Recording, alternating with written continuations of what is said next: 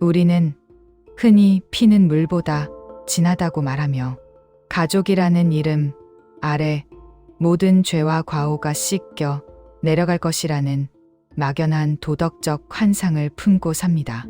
하지만 잔인하게도 현실은 그렇지 못할 때가 더 많습니다.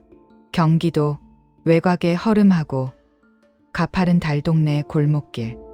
이곳에서 평생 굽은 등과 갈라진 손등으로 버텨온 70대 박순덕 할머니의 삶이 바로 그 비극의 증거였습니다. 남편을 일찍 여의고 밤낮 없이 마물을 팔아 키워낸 금쪽 같은 외동딸 유지는 20년 전 어머니가 평생을 쥐어짜며 모아둔 전세 자금을 통째로 훔쳐 밤 한 개처럼 사라졌습니다. 딸이 떠난 자리에 남은 것은 지독한 가난과 처절한 배신감뿐이었습니다.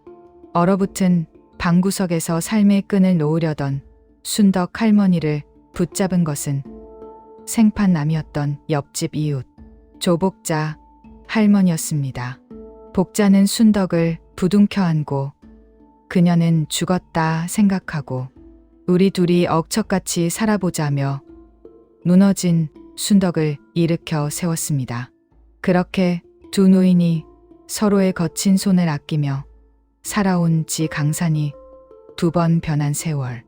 마침내 멈춰있던 달동네에 거대한 변화의 바람이 불어왔습니다. 오랜 세월 낙후되었던 동네가 상업지구로 대규모 재개발이 확정된 것입니다. 여기서 놀라운 사실은 박순덕 할머니가 받게 될 보상금의 규모였습니다. 박순덕 할머니가 수령하게 될 40억이라는 보상금은 단순한 토지 보상 액수가 아니었습니다. 할머니의 낡은 판잣집이 자리한 위치가 하필이면 새롭게 들어설 초대형 복합 쇼핑몰과 지하철 환승센터로 이어지는 메인 광장 출입구 정중앙터로 지정된 것입니다. 일명 황금 알박기 자리가 되면서 일반 주거지 평당 단가의 수십 배에 달하는 엄청난 상업지구 프리미엄이 붙었습니다. 게다가 40년 넘게 한자리에서 거주하며 인정받은 영업 보상권과 프리미엄 이주 대책비까지 모두 합쳐져 말 그대로 로또 1등에 연달아 당첨된 것과 맞먹는 40억 원이라는 기적 같은 금액이 책정된 것이었죠. 복자는 나물 바구니를 거칠게 툭툭 털어 정리하며 부러운 듯 활짝 웃는다. 형님, 내 진짜 살다 이런 날을 다 보네. 40억이라니. 40억. 이제 우리 형님 이 지긋지긋한 시장 바닥 안 나와도 되고 욱신거리는 무릎 통증 달고 살지 않아도 되겠어. 내가 다 눈물이 나네. 진짜. 순덕은 굽은 허리를 주먹으로 통통 두드리며 다정하게 쳐다본다. 이 사람아, 동네방네 소문 다 나겠네. 조용히 해. 돈이 당장 내 손에 들어온 것도 아니고 늙은이가 돈 많아봐야 똥파리들만 꼬이지. 그래도 자네가 이리 좋아해 주니 내 마음이 참 든든하네. 하지만 돈 냄새는 사냥개의 후각보다 빠르고 지독한 법입니다. 20년 전 어머니의 피 같은 전세금을 훔쳐 서울로 달아났던 유지는 현재 파산 직전의 상태였습니다. 허영심을 채우느라 돈을 순식간에 탕진하고 불법 사채까지 끌어다 써서 매일같이 건달들의 빚 독촉 협박 문자에 시달리며 지하 단칸방에 숨어 지내던 참이었죠. 그러던 중 고향 동네의 재개발 소식과 함께 어머니가 40억이라는 막대한 보상금을 받게 되었다는 뉴스를 접하게 됩니다. 40억. 그 액수는 유진의 눈을 완벽하게 뒤집어 놓기에 충분했습니다. 자신의 빚을 청산하고 다시 화려한 인생을 살 수 있는 마지막 동아줄. 유진은 그 썩은 동아줄을 잡기 위해 20년 만에 가증스러운 연극을 준비합니다. 어느 늦은 오후 순덕 할머니의 집으로 향하는 가파르고 좁은 달동네 계단. 그 계단 아래로 낯선 택시 한 대가 미끄러지듯 멈춰 섰습니다. 차에서 내린 여자는 머리부터 발끝까지 화려한 명품으로 치장하고 있었지만 자세히 보면 핸드백 가죽은 달아 있었고 구두에 굽은 까져 있었습니다. 남은 자존심을 긁어모아 성공한 사업가로 위장한 딸 이유진이었습니다. 20년 전 지긋지긋한 가난이 싫다며 침을 뱉고 떠났던 그 계단을 유진은 이제 40억이라는 거대한 욕망에 침을 질질 흘리며 기어오르고 있었습니다.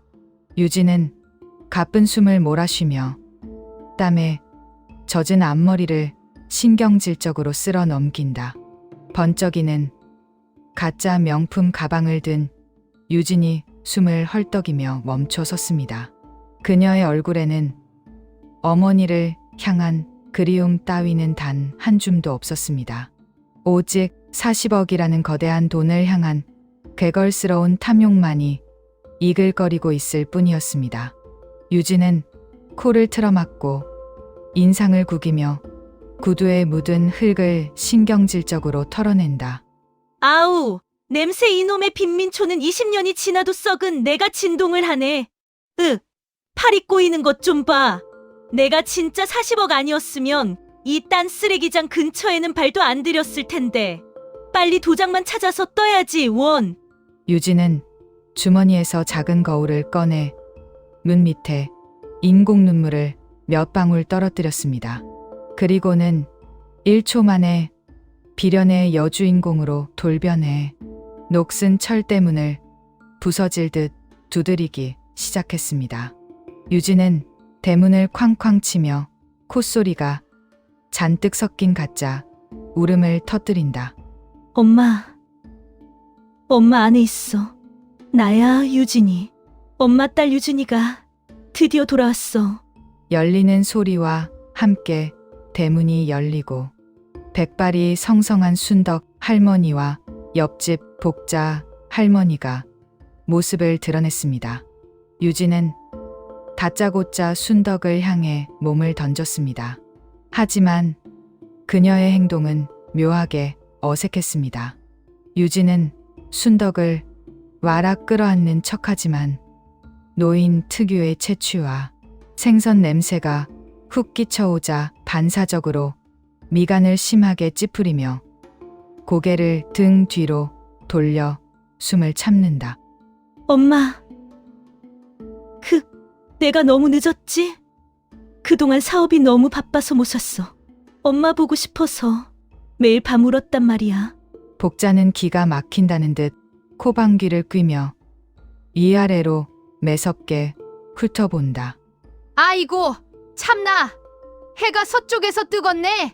20년 동안 엽서 한 장 안 보내다가 동네 어귀에 재개발 보상금 40억 플랜카드 붙으니까 귀신같이 돈 냄새 맡고 쳐들어왔네. 내가 정령 사람년이야? 짐승도 지 애미는 알아보는 법이여. 유진은 가짜 눈물을 훔치던 손을 멈추고 도끼가 가득 찬 눈으로 복자를 노려보며 본색을 드러낸다. 뭐야, 이 노인네는? 아줌마가 뭔데 남의 애틋한 모녀 상봉에 끼어들어서 이래라 저래라 개소리예요? 가만 보니까 우리 엄마 재산 노리고 옆에 딱 달라붙어 있는 거 아니야? 피 한 방울 안 섞인 남이면 눈치껏 좀 꺼지시지? 순덕은 허리를 꼿꼿이 세우고 싸늘하고 단호한 어조로 딸의 팔을 밀어내며 주둥이 함부로 놀리지 마라. 나 죽을 뻔했을 때 똥오줌 받아가며 나 살려준 게 이 사람이다. 내가 무슨 낯짝으로 기어들어 왔는지는 모르겠다만 내 집에서 복자한테 한 번만 더 막말하면 그 길로 쫓겨날 줄 알아라. 유진은 순덕의 냉랭한 태도에 속으로 미친 늙은이 남한테 재산 다 퍼주게 생겼네. 라고 쌍욕을 삼키며 겉으로는 황급히 비굴한 미소를 짓는다. 아, 알았어.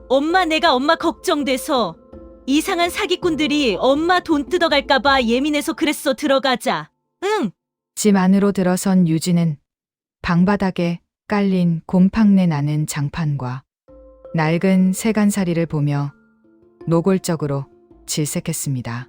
그녀는 가져온 고급스러운 실크 코트가 벽에 닿을까봐 신경질적으로 옷자락을 움켜쥐었습니다. 유진은 순덕의 갈라진 손을 억지로 감싸쥐며 속으로는 당장 화장실에 가서 손을 박박 씻고 싶은 충동을 억누른다. 엄마, 그동안 이렇게 구질구질한 데서 고생 많이 했지? 내가 이제 다 호강시켜 줄게. 아, 근데 엄마 아까 들어오다 보니까 재개발 조합에서 서류 내라고 하던데 보상금은 대체 언제 나오는 거야? 40억 맞지? 순덕은 속을 알 수 없는 표정으로 유진의 눈을 빤히 응시하며 돈은 알아서 못하게. 늙으니 혼자 살다 죽을 건데. 유진은 조바심을 숨기지 못하고 목소리 톤을 높이며 순덕의 어깨를 꽉 쥔다. 아, 답답하게 진짜. 엄마가 늙어서 세상 물정을 모르는 모양인데 요즘 기획부동산 사기꾼들이 얼마나 많은 줄 알아? 엄마처럼 멍청하게 아니 순진하게 있다가는 눈 뜨고 코 베이는 거야. 내 명의로 다 돌려놔야 세금도 덜 내고 안전하다니까? 쓸데없는 고집 피우지 말고. 인감도장이랑 집문서 어딨어? 당장 놔줘. 내가 알아서 굴려줄 테니까. 어머니를 걱정하는 척 포장했지만 유진의 눈동자에는 탐욕에 미친 핏발이 서 있었습니다. 조금 전까지 눈물을 흘리던 딸은 온데간데 없고 마치 빚쟁이가 돈을 내놓으라며 윽박지르는 듯한 표독스러운 얼굴이 순덕을 향해 바짝 다가와 있었습니다. 순덕은 그런 딸의 추악한 민낯을 가만히 내려다보며 일말의 미련조차 남김없이 대어낼 마음의 칼을 조용히 갈기 시작했습니다. 딸의 새카만 속셈을 모를 리 없는 순덕이었지만 일말의 동요도 없이 담담하게 유진을 집 안으로 들였습니다. 유진은 그날부터 눈물겨운 효녀 연극을 시작했습니다. 밥상을 차리고 다리를 주무르며 살갑게 굴었지만 그녀의 신경은 온통 보상금이 입금될 통장과 인감도장에 쏠려 있었습니다. 그 꼴을 지켜보던 복자는 속이 새카맣게 타들어갔습니다. 복자는 주위를 두리번거리다 순덕의 소매를 끌어당기며 목소리를 낮춘다. 형님, 진짜 저 여시 같은 기집애를 어쩔 작정이요? 저거 40억 홀라당 채가려고 저러는 거 온 동네가 다 아는데 당장 내쫓아버려야지. 순덕은 조용히 복자의 손을 잡고 안방 문을 걸어 잠갔습니다. 그리고 오랫동안 마음속에 품어왔던 탐욕스러운 딸을 처단할 기막힌 함정을 꺼내놓기 시작했습니다. 두 노인은 머리를 맞대고 치밀한 계획을 세웠습니다.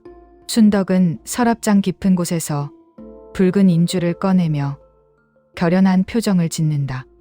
복자야, 짐승을 쫓아내려면 짐승이 제일 무서워하는 걸 보여줘야 하는 법이야. 저것은 돈 앞에서는 애미고 뭐고 없는 년이다. 그러니 반대로 돈이 아니라 거대한 빚더미가 폭포수처럼 쏟아진다고 하면 혼비백산에서 도망갈 게야. 내 미리 믿을 만한 경호업체 사람들을 섭외해뒀다.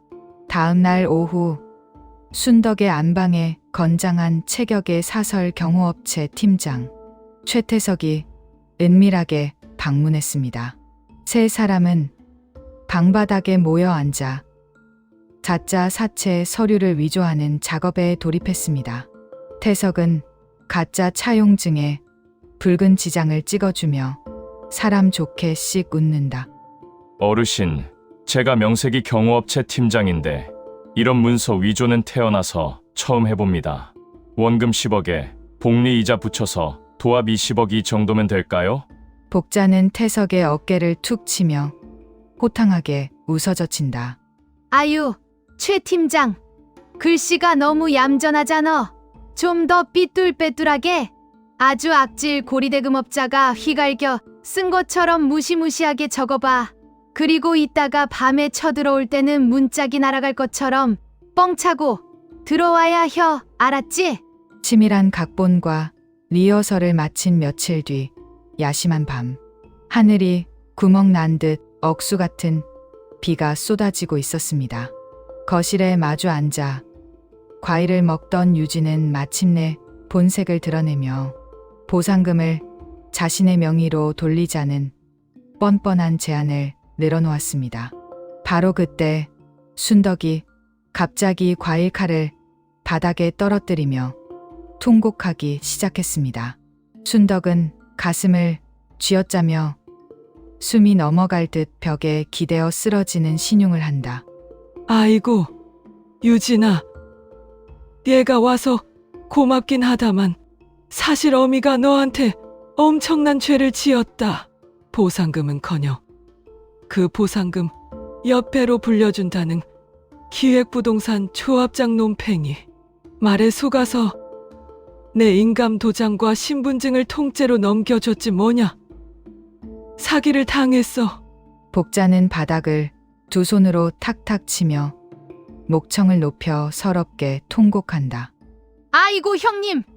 내가 그 새끼 관상이 사기꾼 관상이라고 절대 주지 말라고 그렇게 말렸건만 이 일을 어째 40억은 구경도 못 해보고 길바닥에 나앉게 생겼네. 유진은 자리에서 벌떡 일어나 소리를 지르며 뒷걸음질을 치다 의자에 걸려 휘청거린다. 뭐시라. 사기. 그게 무슨 미친 소리야, 엄마. 내 40억. 아니, 엄마 보상금 다 어디 갔는데. 순덕은 유진의 바지가랑이를 부여잡고 매달리며 오열한다. 사기만 당한 게 아니여. 그 악질 놈이 내 명의로 악덕 사채까지 수십억을 끌어다 썼단다. 이자가 눈덩이처럼 불어서 당장 20억을 안 갚으면 내 장기를 다 꺼내간대. 유진아, 내가 어미 목숨 좀 살려다오. 그 돈 좀 대신 갚아줘라. 유진의 눈동자가 공포와 경악으로 흔들리는 바로 그 순간, 거대한 폭음과 함께 대문이 부서질 듯 열렸습니다. 검은 정장을 입고 온몸에 살벌한 문신 토시를 찬 사내들이 군화발로 거실에 들이닥쳤습니다. 최태석 팀장과 요원들이 무자비한 조폭 사채업자로 완벽히 빙의한 순간이었습니다. 태석은 위조된 서류 뭉치로 책상을 쾅 내려치며 살벌한 표정으로 윽박지른다. 어이, 박순덕 할망구. 오늘이 기일인 거 안 잊었지? 돈 준비됐어. 보상금 나온다기에 편에 봐줬더니 사기를 당해?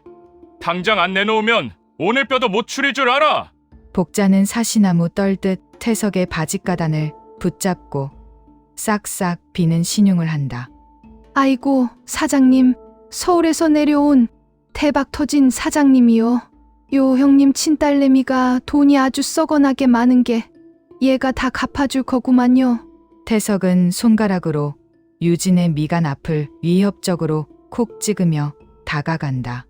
오호, 내가 그 가출했다가 돈 냄새 맡고 기어들어 왔다는 딸년이냐? 잘됐네. 자식은 부모 빚 갚는 게 법이야. 당장 내일 아침 9시까지 현찰로 20억 안 만들어 오면 너까지 평생 어두운 소굴에서 구르게 만들어줄 테니까 그리 알아. 애들아, 이 기집애 차 번호랑 주소 싹 다 따놔라.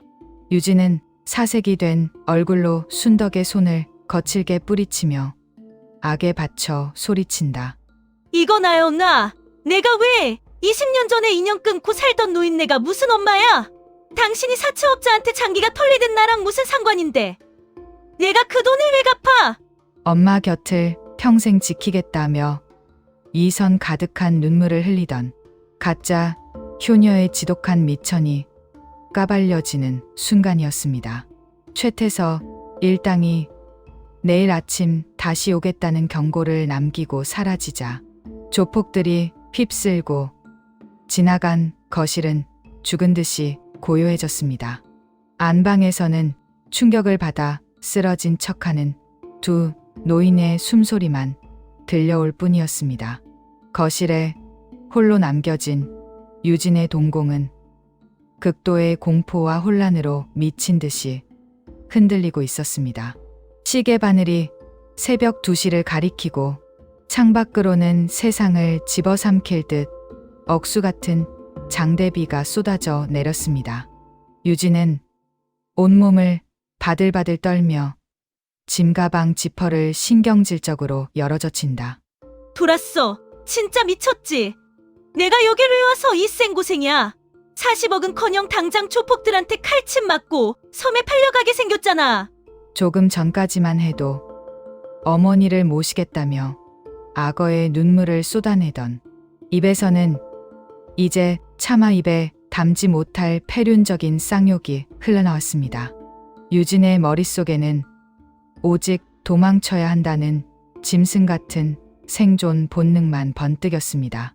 그녀는 행여나 안방에서 알아누운 어머니가 깨어날까봐 발소리를 죽인 채 허둥지둥 짐을 챙기기 시작했습니다. 유진은 싸구려 콩삼 세트를 가방에 쑤셔 넣다 바닥에 쏟아지자 짜증을 내며 주워 담는다. 아씨, 진짜 재수없는 늙은이. 되지려면 조용히 혼자 되질 것이지. 얘 내 인생까지 끝까지 발목을 잡아? 내가 그 빚을 왜 갚아? 미쳤어. 난 모르는 일이야. 법적으로도 인연 끄는 지가 언젠데. 유진은 자신이 들고 왔던 몇만 원짜리 싸구려 홍삼 세트마저 아까웠는지 억지로 가방에 쑤셔 넣었습니다. 그리고는 안방 쪽을 향해 혐오가 가득 찬 시선을 한번 쏘아붙인 뒤 신발장에서 자신이 신고 온 명품 구두를 낚아채듯 집어들었습니다. 도둑 고양이처럼 뒷문을 열고 나선 순간 매서운 비바람이 유진의 뺨을 세차게 후려쳤습니다. 달동네의 가파른 계단은 쏟아지는 비로 인해 미끄러운 흙탕물 폭포로 변해 있었습니다. 유진은 비바람에 머리카락이 젖은 채로 가파른 계단을 허겁지겁 뛰어 내려가다 크게 발을 헛디딘다. 야, 젠장, 내 구두. 어둠 속에서 발이 꼬인 유진은 그대로 진흙탕 위로 처박혔습니다. 우드득 하는 소리와 함께 수백만 원짜리 명품 구두의 굽이 부러져 나갔고 맨발로 땅을 딛다 엄지발가락이 심하게 꺾이는 끔찍한 고통이 밀려왔습니다. 하지만 아픔을 느낄 새도 없었습니다. 뒤에서 빗소리에 섞인 산짐승의 울음소리라도 들리면 조폭들이 자신을 잡으러 온 줄 알고 기겁을 하며 다시 몸을 일으켰습니다. 유진은 비에 젖은 진흙투성이 몰골로 절뚝거리며 공포에 질려 뒤를 잡고 힐끔거린다. 오지마, 오지마. 난 몰라. 그 노인네 빚이랑 난 아무 상관없다고. 택시. 발가락이 부러지는 듯한 통증에도 유진은 남은 구두 한 짝마저 내팽개치고 맨발로 산길을 질주하기 시작했습니다. 명품 블라우스는 찢어지고 온몸은 진흙투성이가 된 처참한 몰골이었습니다. 며칠 전 40억 보상금을 노리고 오만방자하게 달동네를 밟았던 그 가짜 효녀의 모습은 온데간데 없고 오직 살기 위해 발버둥 치는 비루한 도망자만 남았습니다. 그토록 탐내던 40억의 헛된 욕망이 장대비에 씻겨 내려가며 유진은 영원히 어머니의 곁으로 돌아올 수 없는 어둠 속으로 완전히 자취를 감췄습니다. 딸의 실루엣이 완전히 사라지자 방 안에 누워있던 순덕과 복자가 유유히 몸을 일으켰습니다. 순덕은 두 손으로 따뜻한 찻잔을 감싸쥐며 창밖을 보며 깊은 숨을 내쉰다. 그래, 검은 머리 짐승은 거두는 게 아니라는 옛말이 틀린 게 하나 없구나. 제 발로 나가주니 이리도 편안한 것을. 복자는 배를 움켜쥐고 박장대소하며 통쾌한 듯 허벅지를 친다. 아하! 형님, 내 연기 기가 막혔지? 아주 꼬리가 빠지게 도망가는 꼬리. 똥개 도망가듯 허둥지둥하대. 20년 묵은 체증이 다 내려갔어, 형님. 다음 날 아침 달동네의 하늘은 눈부시게 푸르고 맑았습니다. 거실에는 험악한 사채업자 두목을 연기했던 최태석 팀장이 말끔한 정장 차림으로 두 노인에게 인사를 건넸습니다. 태석은 허리를 숙여 90도로 정중하게 인사하며 밝게 웃는다. 어르신들 밤새 평안하셨습니까?